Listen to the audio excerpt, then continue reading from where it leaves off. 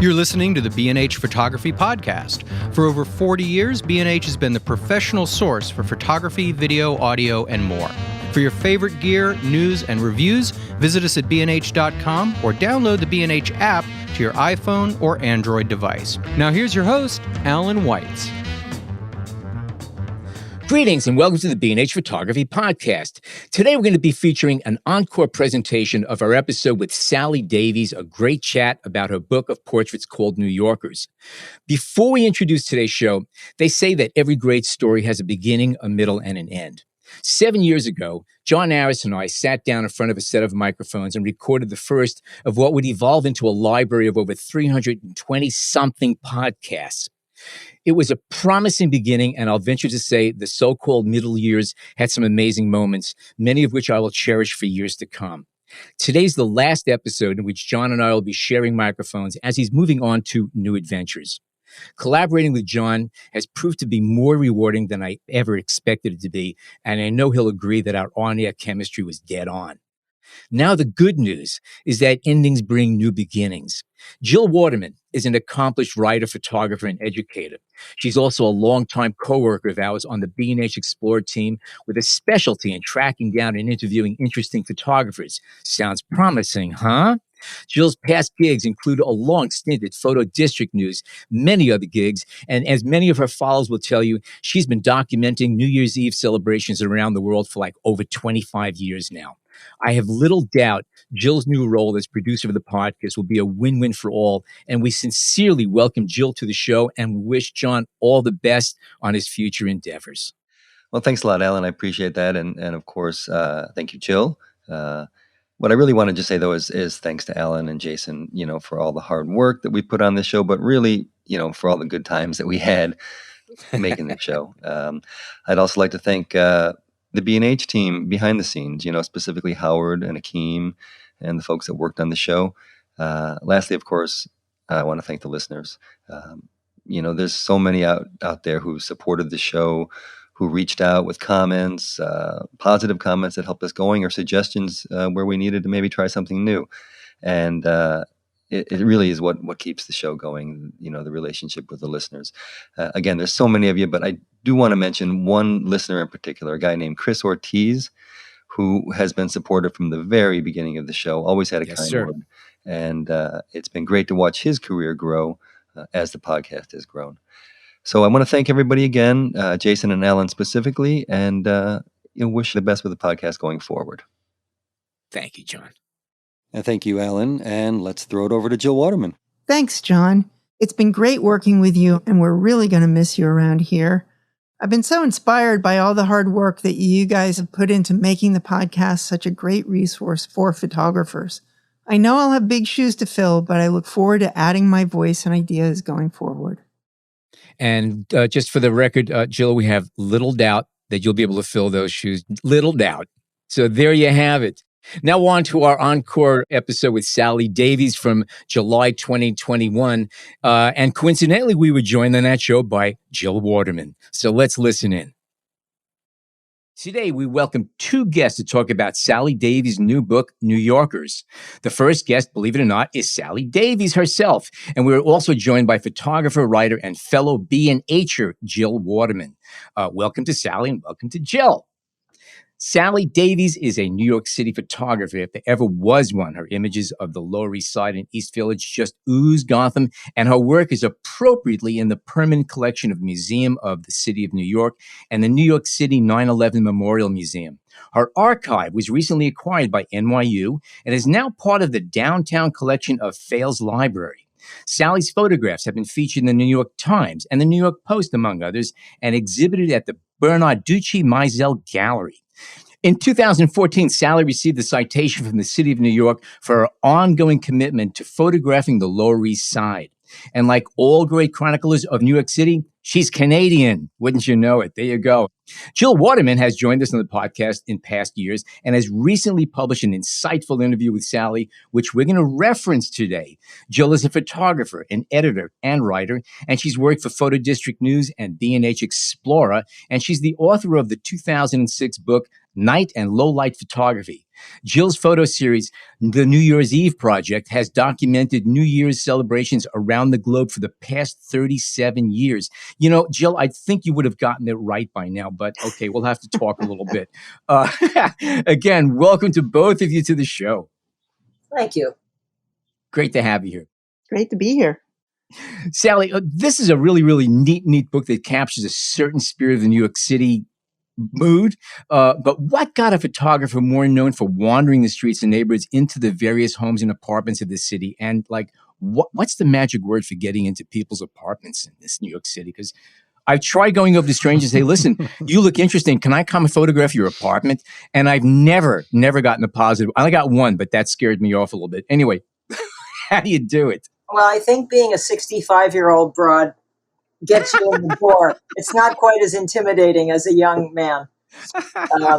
But I think after getting my archive in Fales Library and in the museum, within a few days of that, it occurred to me that nobody in 50 years who is going to look at any of this stuff has a clue who lived inside these places. So it was a combination of that and feeling like I needed a bit of a break from the street work. And I just got up that day and said, that's it. I'm just going to do this. And I thought, well, I'll probably have to put an APB out on Facebook or something and see if I can get people. But I didn't have to. You know, I started with 3 people that I knew, and everybody knew somebody who knew somebody. And by the end, I had people calling me saying, can you put my parents in the book? It's like, yeah. And did you put the parents in? I did. Yeah. Oh, that's great. I did. Yeah, that's great. I did. Yeah, I noticed from Jill's interview, you know, she asked a question and you basically were taking all comers. Is that true? I mean, whoever asked got in?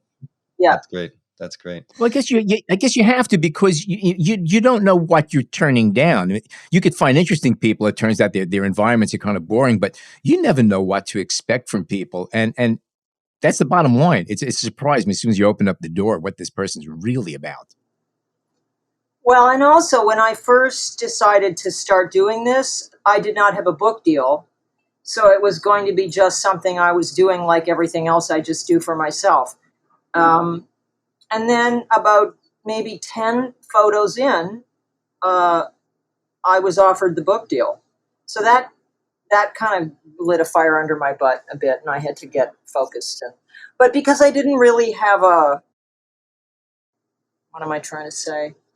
I didn't really have an exact idea of this book, so I just thought, I don't want my opinion of anything in this. At least at the beginning, I just wanted to shoot people and shoot. I thought that randomness was true of New York City. Oh, that's Absolutely, sure. Yeah. How did the publisher find out about the project? I was included a few years ago in a book by the same publishing company, Ammonite Press in the UK. They did a book called Masters of Street Photography, and they picked, a handful of people from around the world, and they picked me. So I had a lovely relationship with them from that. And the editor from that book was in New York on some other business, and we met, and he said, what are you up to these days? And I said, I'm doing this kind of nutty thing. I'm shooting total strangers in their living rooms.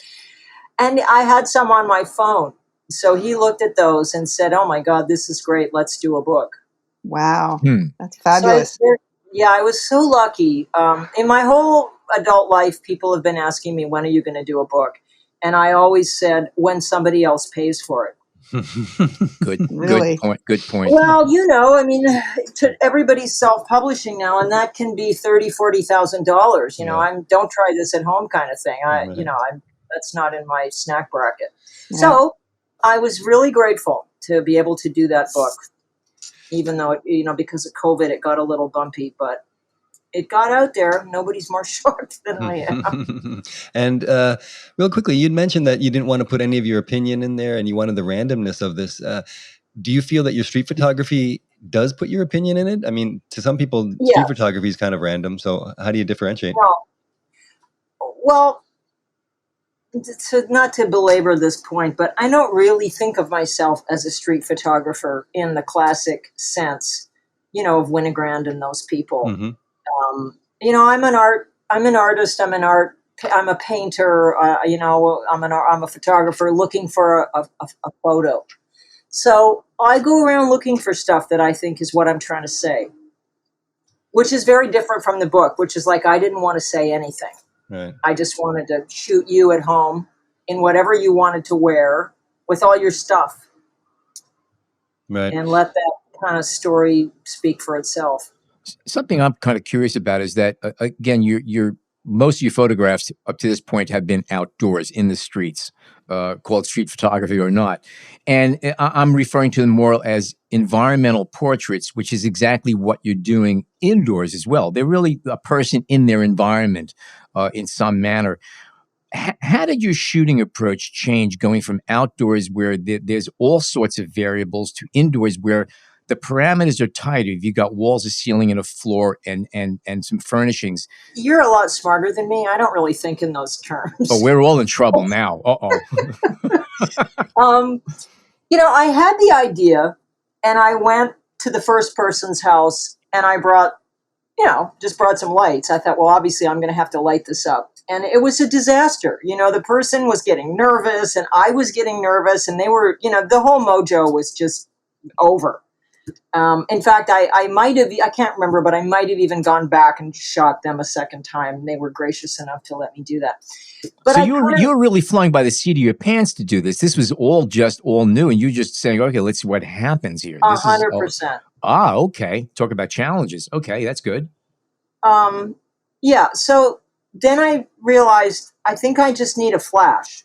So I've never used a flash before. I'm not a flash person, so I bought a flash, put it on my camera, and I figured that out, and that was it. Every problem solved. I just bounced it off the ceiling everywhere I went and got myself a really wide lens to get as much information as I could.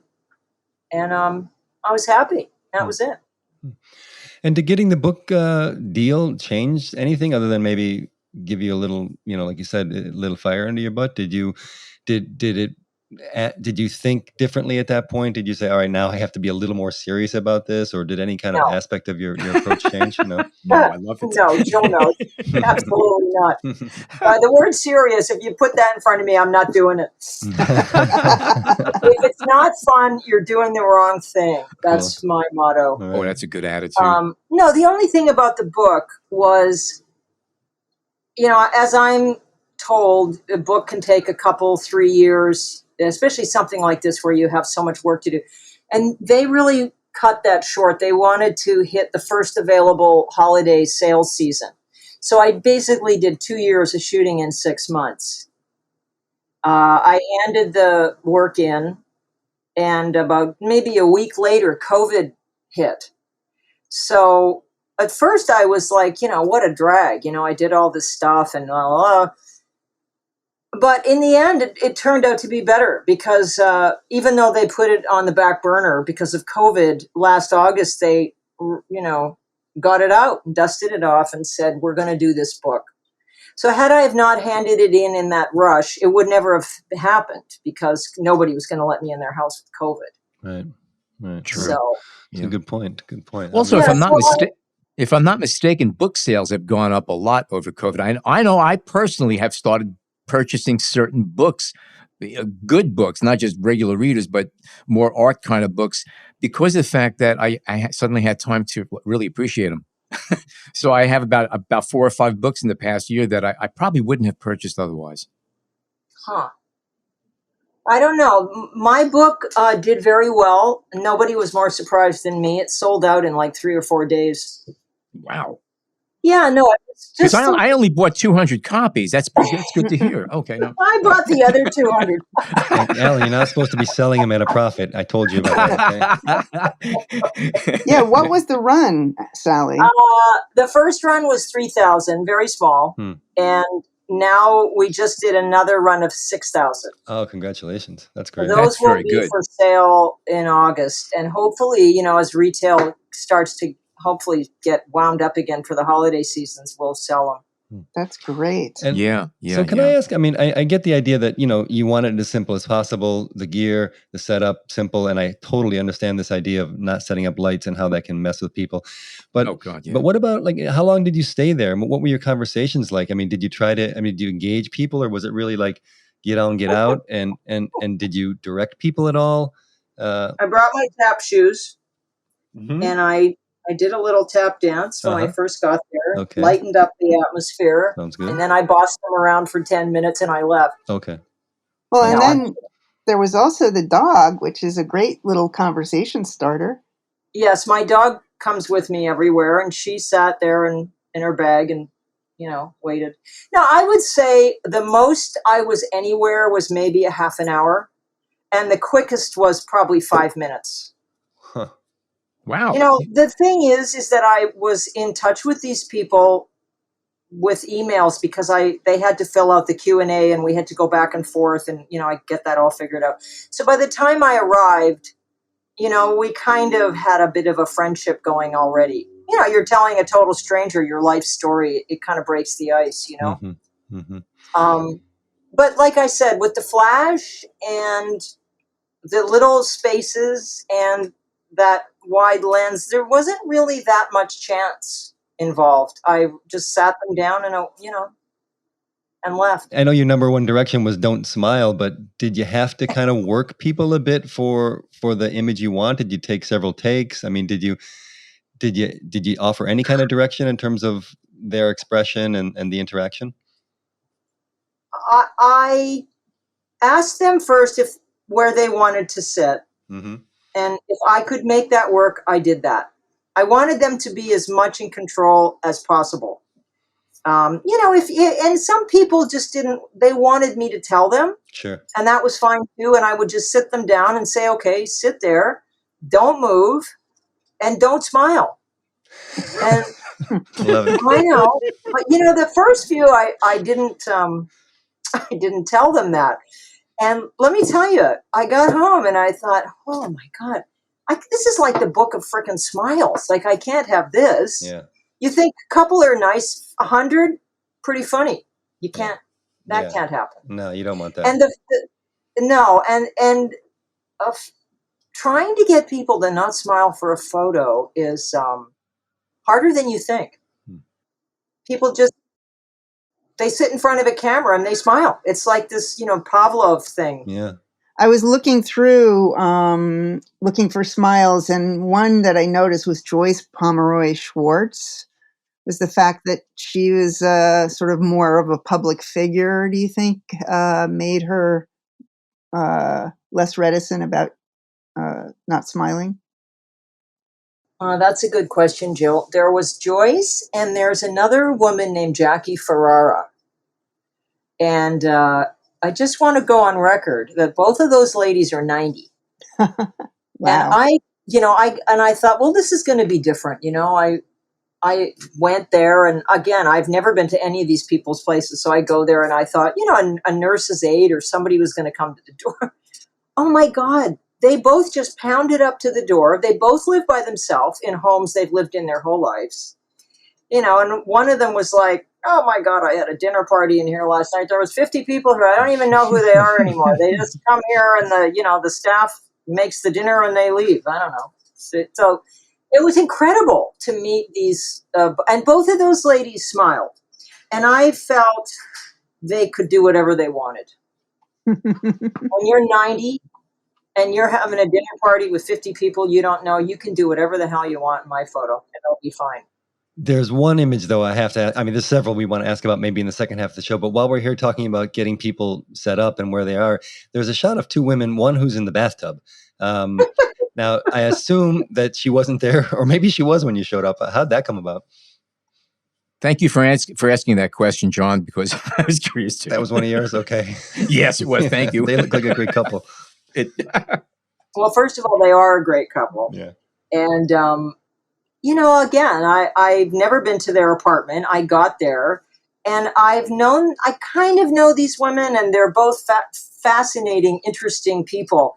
And I got to their apartment, and I just, in the first, the 10-second sweep, I couldn't see anything in there that really I thought was going to really, represent how great they were. And just as I was trying to figure out what we were going to do, the woman in the bathtub, Lois, said, well, why don't we go in the bathroom? And I said, great, let's go in the bathroom. And then she said, what, do you want me to get in the tub? And I said, yeah, get in the tub. So it was like a clickety-click thing. Right. Again, we were done in 10 minutes. It's so great when people are, willing to collaborate and have fun with it too. Yeah. Totally. I really like how you kept in the frame in the final crop with I don't know if you cropped images at all, but their mail that's sitting over on the desk. I think that just opens up, Yes. the experience completely to get a little hint of the rest of their world, Yeah, I definitely did that on purpose because, the oddity of being in the bathroom, there wasn't really that much showing who they were. And I wanted something to tell you that they were at home, Yeah. Yeah. Did you crop the pictures very much? Because the crops are so decisive. When I was looking for a top shot for the article that I wrote, I mean, it was so hard to find anything that we could crop.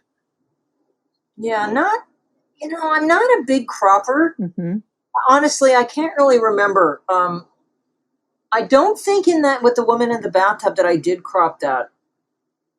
I'm ultimately really lazy. I'm out, that's where I do all my work. I don't want to come home and sit in front of my computer, for 6 hours. Like, further on that idea, I only took maybe 4, 5, or 6 photos at anybody's place. Oh, that's great. Some people go and they come home with 50 photos or 100 photos. And that's just not me. It's like you get it or you don't, for me. And I knew when I got it. Is that the same when you're working in the street or in other Yes. settings? Yeah. I take even less in the street. Gotcha. Huh. Yeah. Simple question maybe, but what did you learn from this project? I mean, or learn that you didn't know, perhaps not necessarily about photography or maybe about photography, but just in general about New Yorkers and life and art and photography, anything in particular? It wasn't so much a learning process as it was an affirmation of what I already know. And that was why I enjoyed doing it so much. And truthfully, I could do this until I died and I would never get sick of it. Yeah. People are incredible, from the poorest to the most wealthy. And everybody's amazing. And everybody loves their stuff. And their stuff tells their story. And even if it's a minimalist whose lack of stuff tells their story. Right. Yeah. And did you feel that the spaces match the people, or at least the expectations that you had for their spaces? Well, first of all, I hate to keep saying no to your questions, but I had no expectations because I had never been to the people's homes. So it really was just like, well, bang and knock, knock, knock. Well, I mean, you must have thought, like, for example, Michael Musto. I'll just think of a few people. I mean, I don't know. I can in my head at least draw some kind of image of what I think his house might look like, and I'm just curious if there were maybe it was somebody who you knew already or was well known, and you might have had an idea or a thought anyway. No. Okay. No. I really worked hard on not getting that going in my head, because no matter what you get in your head, it's never going to be what's really there, and it's going to throw you off when you arrive. It's like, well, wait, this isn't what I thought this was going to be. Right. I got pretty good at that. Yeah. By the way, that's a very interesting point that you bring up. That I think is something that I got a long time ago. Also, I freelanced for a while, and I think it's automatic when you get an assignment or when you're going someplace, you have even to travel or just for a day shoot, just for the heck of it. You have these images in your head, what you think is going to be. You start mentally preparing yourself for what you're going to find when you get where you've never been. And it's seldom the case. And I think it's really important to be able to keep yourself extremely open and don't try to keep preconceptions down. Now, I think it's important to keep a little bit of preconception because you have to have some kind of guidance, like when you walk in the door, what you're going to do, have some kind of a plan. But try not to preconceive too much about what to expect when you're there because it's going to throw you off. And you have to be totally fresh and open when you walk in to say, okay, what's here and what's going to work. rather than first dig out, okay, well, this ain't here, this isn't happening. Just don't even go there. It's an important thing. Yeah. No, I can't stress this enough. I had absolutely no clue. Like for example, I think a couple of good examples. The fellow who has the coffins in his living room. I thought I was the only one. You're not going to expect that. And the funny part about that fellow, he was the nicest guy. He's legally blind too. His apartment was so clean you could have eaten off the floor. And he wanted me to shoot him in front of his Jack Daniel's swag collection in the kitchen. So I was going to do that. I thought, well, this will be a good photo. And then as I was leaving, I looked in the living room and I'm like, is that a coffin? And he's like, yeah, like this is, and the one it's all tricked out is he's sitting on one. The back opens and it's the back of the sofa. And there was another little one that when you opened it, it was like an Elvis bar. It was all gold lame and it lit up. And I was like, no, let's just shut that. That's a whole, I can't do that today. And then there was the woman Marina Press in the whole pink thing. I arrived at her house and she's one of the few people that I knew. And she answered the door in that vintage Dior, whatever it is, beautiful thing. And she had painted her whole living room pink for the photo. Oh, wow. Yeah, I know. And it's like, well, you deserve everything you get from this, for that. I mean, who could not love that? Yeah. Didn't expect that either.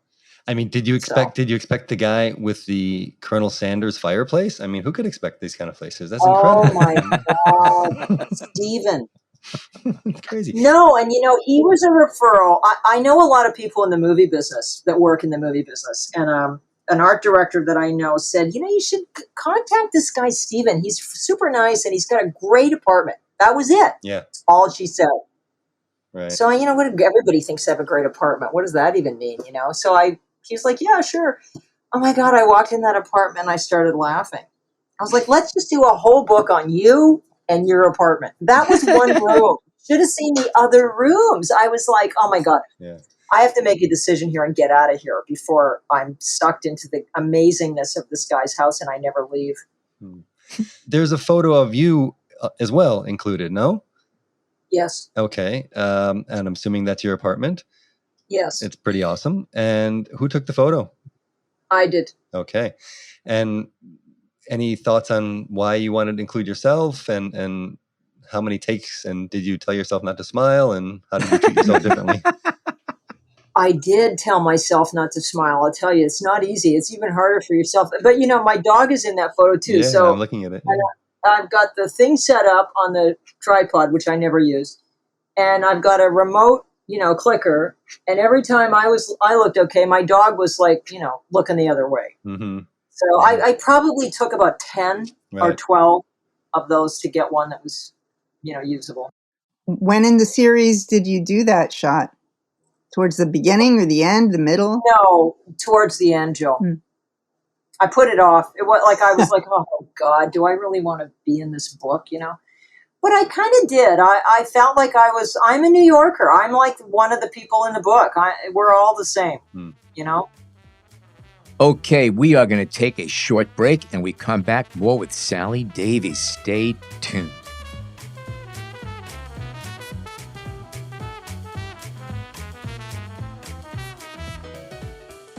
We hope you're enjoying this edition of the B&H Photography Podcast. The best way to support the show is by subscribing on Apple Podcasts, Google Podcasts, Spotify, or wherever you get your podcasts.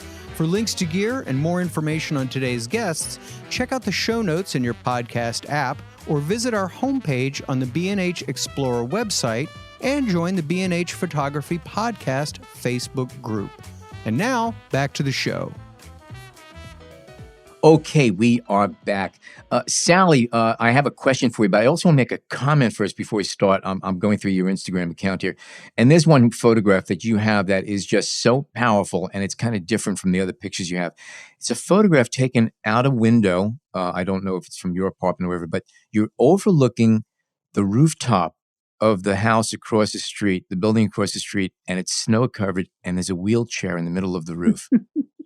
And it is hauntingly beautiful and powerful, and the composition is amazing, the color's amazing, but I keep staring at that picture, and there's a lot of really good photography here. This one just knocks me out, and I don't know why, but it's a powerful picture. It really is. And that said, I'm going to segue into what I was originally start talking about. You have some interesting photographs of storefronts in New York City, a lot of them at dusk. And I've actually spent a lot of time over the years photographing storefronts in the city, in the outer boroughs. And what's amazing about them is that they're so one of a kind and original, and they're period pieces, and they are the graphic design expressions of different times. And now everything is all chain stores, and every block pretty much looks the same. But these are as interesting as individual people. But then you take it a step further, and many of these storefronts have interesting automobiles in front of them, which have their own story going on. And when you start seeing 3, 4, 5, 6 of those going on, it becomes a very powerful series. How far did you carry that? Is because to me, that's a book by itself, these cars and these storefronts, and they're just great. Yeah, I would like to do a book of my cars. I love cars. There's not that many vintage cars in New York City. So when I see one, I grab it. But when you do see them, they're pretty unique. There are some interesting automobiles floating around Midtown. Really? And downtown. Yeah. No, I don't know. I think they're used. Well, we have to go out together, maybe. Yeah, really. Let's do that. No, there used to be more, but I'm particularly interested in a vintage car that's a mess. Mm-hmm. Like somebody bought it and they're going to fix it up, but they haven't because they don't have any money yet, or it's just going to sit there. Do you know what I mean? Yeah. The red tape over the taillights, because the taillight doesn't just put red tape on it. It's the same thing. There's your story. I go out to California a lot, and there's, oh my God, you just stand on the corner. Oh, yeah. And, so what? You missed it. Here comes another one. Like it's kind of makes me feel guilty out there shooting those cars. It's not that much fun anymore because there's so many of them. It's like fish in a barrel. Yeah. The poorer neighborhoods, which I troll. I have a bicycle out there too, and I bike around. You might find those old cars that are just like the guy can afford to collect them, but he can't really afford to fix them. Mm-hmm. So you'll have a front yard down in the barrio of 3 or 4 old crazy cars. That's my thing. Yep. And is there another project in the works in that sense? I mean, are you still kind of caught up in this, or are you thinking about that next book? Books are so epic. I've never done one before. This was quite a life-changing thing. And they just take so long, Mm-hmm. No, I have some things I'd like to do book-wise. I'd like to do a book on the cars. I'd like to do just a book on my street night stuff. I have so much of that work, What about the portraits of the Californians that you did in your most recent trip out there? Yeah, I was just going to say that. I don't really feel like I'm done with the people at home. I feel like I just scratched the surface. The truth of it is, I could probably do a book on just my building, let alone my block or this city. There's just, if you can take a good photo, you've got yourself an interesting story, especially in this city. So I was just out in LA and I shot about 16 or 17 people at home out there. And I brought those home with me, and I'm, hopefully I'm going to do a book of that. It'll be the same thing, but people in Cali instead of here. And you mentioned that you're a painter also and an artist, of course. Did photography come later in your art, career, or your art development, or was that always there? I always took photos. My father gave me a camera when I was about 14. And, when I went back to school, it was a long time ago. It was when I go to school, 80-something, 81 or 82, 81, I think. It never occurred to me that I could be a photographer. That's a real thing. Mm-hmm. That was just something that I did for fun. Well, I know. Well, now I know that it's not a real thing. So that was just a really fun thing for me. And I just kind of secretly, took pictures all the time. And the great thing about being so naive is that nobody cared what I was doing in that regard. Even at school, I took photo as a minor, but nobody took me seriously with photography. So I got to do whatever I wanted. Nobody was looking at me and going, what's she doing? And, is that any good or is it not any good? So, so I guess to answer your question, I've always taken photos. No, but that free space is very important. I mean, I see it in these conversations that we have with other artists and photographers. And I mean, even thinking about this old podcast, sometimes just having no eyes on you, a little bit of freedom to do what you want is the way interesting things are born. Oh, it's absolutely a must. Yeah. You start to have an agenda, as soon as you're showing and people are judging your work and, starts to get in there. Sometimes good, sometimes bad. I'm kind of curious. Are you familiar? I'm sure you're familiar with, but do you know the work of Saul Leiter? And please, love Saul's work. Right. I mean, thinking about painting as well as the East Village and his work, and cars for that matter too. Yeah, interesting. Yeah, beautiful, beautiful things by him. I'm one of my regrets, and I don't have many, but that I never introduced myself to him and got to know him before he passed away. Right. Did you bump into him on the street? I mean, would you have recognized him if you did? Yeah. Okay. Yeah, because I imagine you guys probably walked the same blocks a few times taking pictures. Yeah, for sure. Yeah, cool. I actually have a question about one particular photo, actually a few photos. And if you guys don't mind, Alan, again, Jill, jump in anytime. But I wanted to ask about a couple images in the book again. The first one is a woman with her dog in her lap. And I'm just crazy about her refrigerator magnets. And I imagine, well, I don't know. You can tell me, did she want to sit in that spot? Was that her choice? Or did you just see, that refrigerator filled with magnets and said it has to be in? That's one of my favorite photos in the book, just saying. Her and her friend live in that apartment. The entire apartment is probably 250 square feet. And they've lived there since 1971. And it's not renovated. So there wasn't a lot of places to sit her. Her partner is not well and takes up the living room space, which is, 9 by 8 feet. So there was no choice. It was like, that's it. It's just, and I walked in. I've been in that apartment before. She's my neighbor and, I know her. I've been in that apartment before, but this time she had taken things down to clean and she had taken the Last Supper down and put it on the table. And she was like, oh, let me put that back up. It's hanging like 8 feet up by the ceiling too, right? And I'm like, no, just great. Just get Sparky and sit in that chair. And she was very nervous. She's a bit of an off the grid person. And so really, she did this as a favor to me, I think. That's nice. Actually, looking at it in the detail, there's a box of, it may be food, I don't know, but it says, I give hope underneath the image of the Last Supper and obviously her other religious images, but it, along with the refrigerator magnets and the colors and the fake fruit, it's just perfect.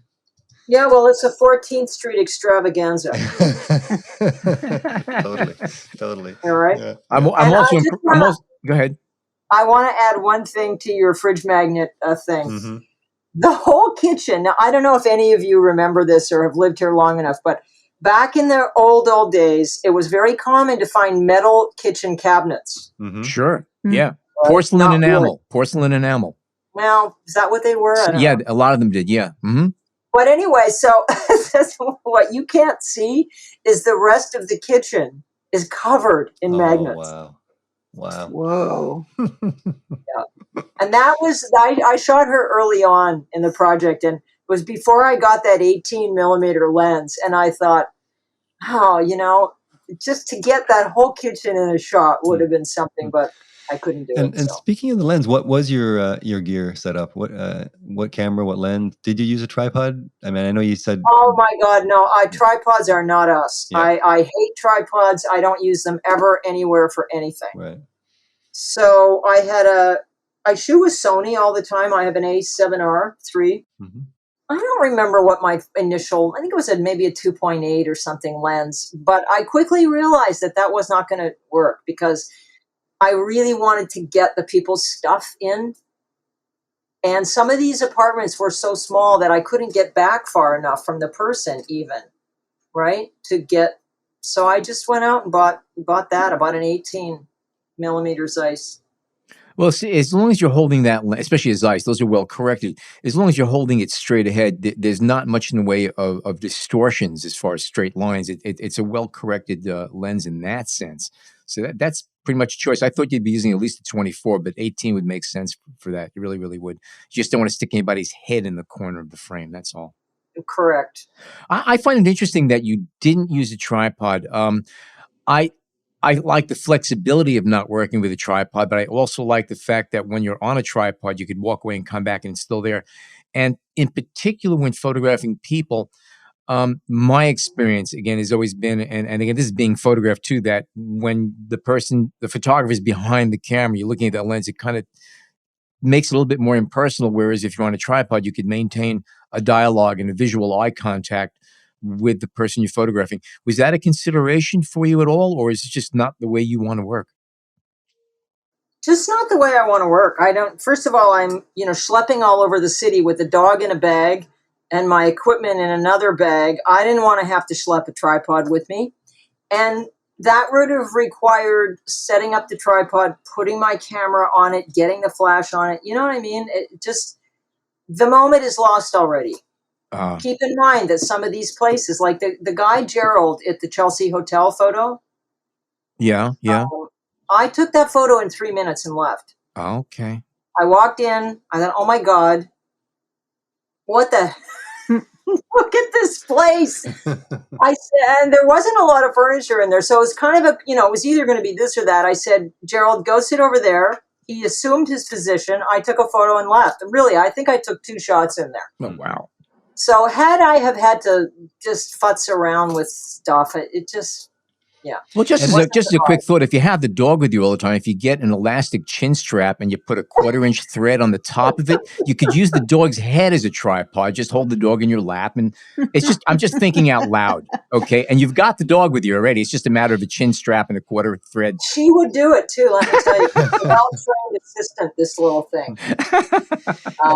And did that same kind of attitude, I think you mentioned this already, but when you were working with people who were, let's say, for example, Laurie Anderson, or people who were of some renown, who are more familiar with photo shoots and maybe expected a longer shoot, did you give them the same treatment, kind of in and out, or did you have, even just for your own sake of wanting to, kind of enjoy being with them and soaking up some of their style? No, same thing. No, first of all, there's not a lot of sort of famous people in this book. There's a few, couple maybe, and I promised them that I would be in and out in 10 minutes. Right. And I really believe that was part of the reason that they said sure. Yeah, that makes sense. Yeah. I was like, I promise, all I need is this Q&A and I will be in and out. Yeah. And like in the case of Laurie, I mean, her apartment is so gigantic. It was a little harder to tell a story of her. Like when you have a little room full of personal things, there's your shot. When you get into this big gargantuan space, it's like, well, where am I going to put this person? Right. So that the viewer is getting something here.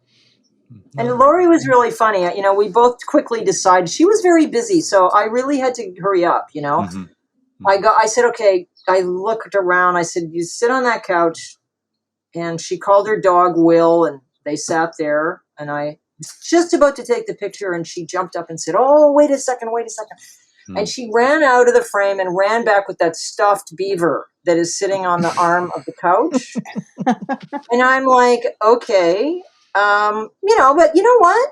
In hindsight, I mean, I think we were both kind of in the same vibe. Like she wanted something personal in there. Yeah. Yeah. And so that was it. And I have no idea why, but that's what she picked. And there you go. There you go. Having been in that space before, I think you picked a good location because that is a large open living room. And it's like burgundy theater drapes, like you used to have in the old movie theaters. Before they have these giant drapes that they pull aside, and then the screen was behind it. That's kind of like what those windows are like. Those windows are like 20 feet tall, and Oh you've my got God. these theatrical drapes in front of it. It's a perfect place, and it works real well. Well, it's the big reveal. Yeah. And Yeah. I think, that was sort of on my mind, that I think the viewer feels like the curtain has been pulled back, even if just symbolically, and we're getting to see this person, right? Mm-hmm. Mm-hmm. So there are several portraits where the people in their apartments have their pets with them, and you brought your dog with you. Was there ever any interaction between your dog and the people's No, pets? Or no, none. My dog sits in her bag until she's told she can join the party. And so she just sat there and watched. and the other dogs or Fine. whatever were all well behaved? Yeah. I mean, you're right, Jill. That could have gone another way, but it didn't. Thank God. I also wanted to ask about a couple other people, and they're not well known, I suppose, outside of New York or my world. But Suzanne Maluk, who was a former colleague and friend of mine, and a friend of yours, which is great to see people that you know in a book. And also Delphine Blue. I don't know if people know who she is, but she's a great DJ here in the city. Was she a friend? And was that photo included in the book? I'm not really sure because I saw it on your Instagram account. Yes, Delphine is definitely in the book. Okay. Absolutely. And was I that wanted to have her in there. was she somebody you knew, or was that one of the You lucky know, coincidences? Delphine and I are not really good friends, but we're certainly friendly, and we have a lot of friends in common. Mm-hmm. But when I was editing the book, there were several people who were DJs. Oh. And, they were all amazing. So it was difficult to pick. But I ended up picking Delphine because the other ones were all men. And I kind of liked the idea that she was not a man in that. And can we talk about the editing a little bit? I mean, I know that you shot, I think it was like 125 images and 72 were in the book. And how much of the final cut was yours, and how did you go back and forth with the editors?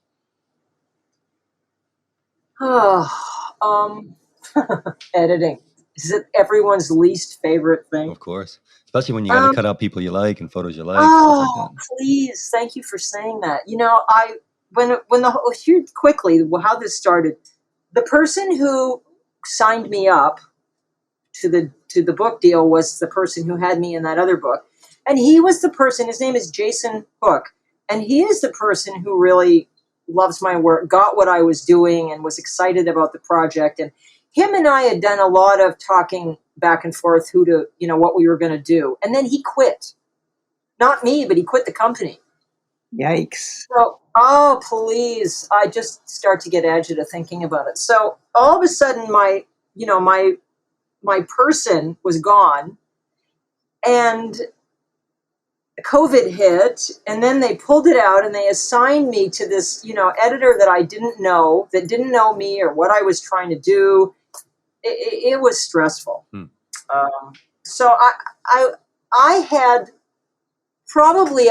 the most input into the finals, but we had to work together. I mean, they would come back and go, look, there's 6 people in the bathtub. Right. I'm like, oh God, or there's like 14 people in the kitchen.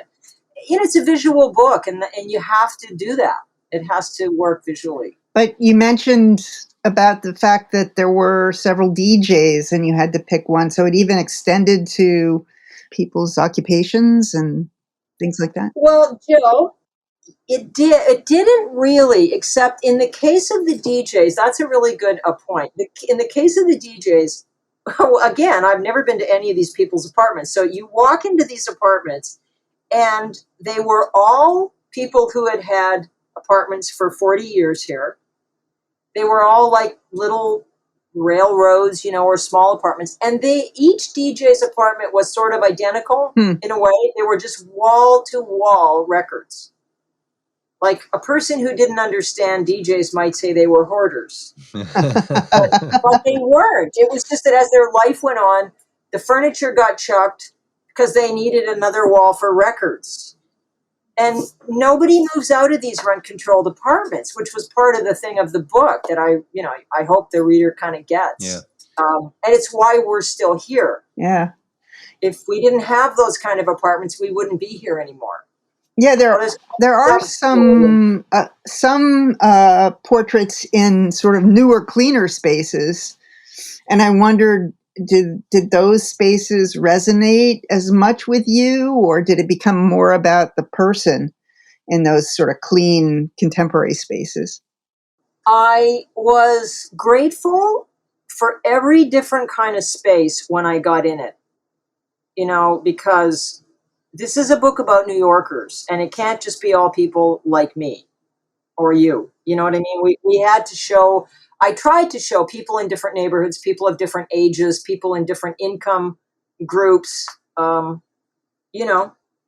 some people, not very many, as you can tell from the book, but not a lot of people live minimally here. Even the people that are wealthy, they're surrounded with stuff. It's just more expensive stuff. And quite often smaller things, too. You don't collect large objects. I mean, one of your subjects had, 8,000 Pez dispensers behind her desk, which Oh my I like God, I that. love that lady. Well, again, you can't tell from that photo, but she collected everything. And the thing about her was, if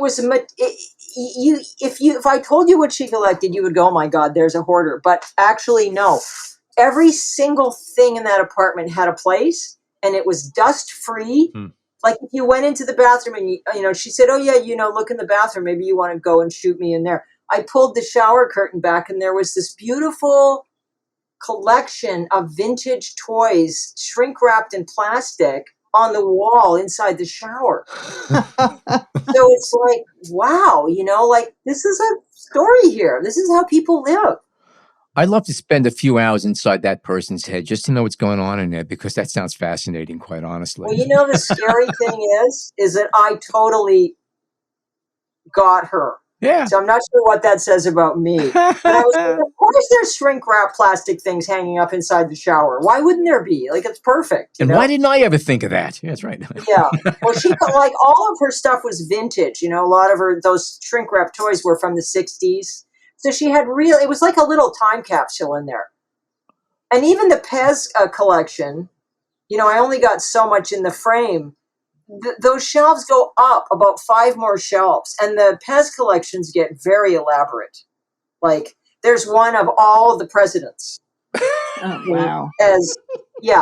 Just like that. So use your imagination. You talked about rent control apartments and people who've been in their spaces for a long time, and reading some of the comments, we didn't talk much about this aspect of the book, but people, they tell their version of their story a little bit, and there's text and commentary in the book, and some of it seemed to go along the lines of, New York is great, but it used to be better. I mean, is that something that was a thread that worked its way through the book intentionally, or No, did it just come out based on the people you were speaking with? Yeah, nothing was intentional. Yeah. And did you? Do you feel the book? I mean, looking back now, does it represent New York to you? Do you feel like you got the cross section you wanted? No, of course not. Okay. I could have put 1,000 people in. That could have been the almanac of New Yorkers if they would have let me. Right. Because it just kept morphing as I went along, and finally, I was like, oh, really? You're only going to use 72 of these? Well, okay, I need to stop now. Yeah. No, I think it's layered and you can connect the dots yourself. But I mean, people who I photographed who had a rent-controlled apartment, who obviously they've had that apartment for 40 years or more. So I think anybody who's of our age, who's had an apartment and still here, they're going to have a comment about the old days. My parents did. I do. Young people can't stand listening to me talk. I'm always like, oh my God, in the old days, this would never have happened. Or, I remember Joe at the corner, and it's like, oh, shut up. So it's inevitable that I think that those people would remember fondly the old days. Things change, life changes, and it's really difficult to stay relevant. Even if you're not making something or in a career, just on the planet. It's hard. It's hard to keep plugged in for your whole life as things change so radically. Well, the other thing is that there's so much change on the outside that people can control their interior, and it's sort of a consistency of what is around them. That's a good point. Yep. For me, the most successful photos and the ones that make me the happiest and that I think really are honest are the ones where the people just become another thing in the collection of stuff in the photo. We are our stuff, Yeah. Sally, people want to catch up more of your work. Where can they go to? Probably my site, sallydaviesphoto.com. There's links on there to my social media places also. And you have an Instagram account? I do, Sally Davies Photo. Okay. And also New Yorkers, which is published by Ammonite Press of the United Kingdom. Catch that book also. And all of this information will be on our... Okay, that's the wrap of another episode, revisiting our interview with Sally Davies. And of course, we had our new producer, Jill Waterman, joining the show. So a nice little tie-in over there. And if you like what you heard today, subscribe to the B&H Photography Podcast on Apple Podcasts, Spotify, or wherever you get your podcasts. And you can also find this on the B&H Blog Explorer and on the B&H Photography Podcast Facebook group page. My name is Alan Weitz, and on behalf of Jill Waterman and Jason Tables, thank you so much for joining us today.